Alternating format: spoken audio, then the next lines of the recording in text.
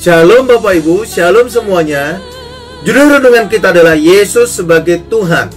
Iya, Yesus memulai mengajar mereka. Katanya, pada hari ini genaplah nas ini sewaktu kamu mendengarnya.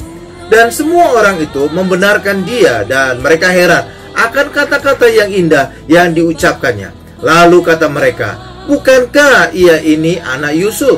Lukas 4 ayat 21 sampai dengan 22. Orang-orang Nazaret di sinagoge itu mengenal Yesus sebagai anak Yusuf, si tukang kayu. Mereka kecewa, mereka menolak dia.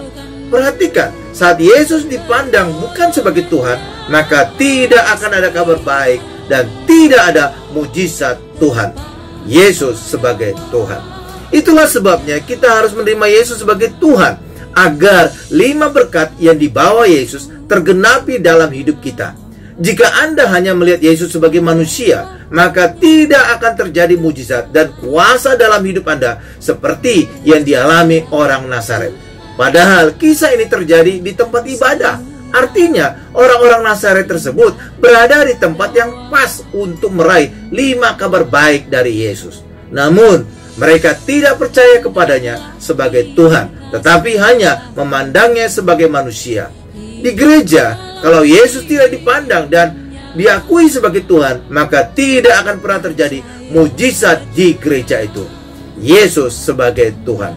Berkali-kali saya sampaikan, gereja sekarang tidak lagi mengkhotbahkan tentang Yesus dan ketuhanannya. Gereja banyak membicarakan tentang etika, politik, sosial, dan psikologi yang membahas tentang manusia. Padahal, kepala gereja adalah Tuhan Yesus. Jika gereja tidak ada kepala, gereja akan mati.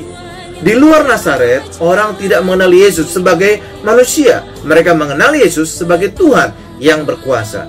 Maka, di tempat-tempat itulah, baik di Kapernaum, Betsaida, atau Galilea, terjadi banyak mujizat. Bahkan, orang-orang yang mengalami mujizat ini sebenarnya secara Taurat tidak layak, karena banyak melanggar hukum-hukumnya. Tetapi Tuhan Yesus datang dengan penuh kasih karunia dan kebenaran Allah yang melayakkan mereka. Amin Bapak Ibu. Tuhan Yesus memberkati.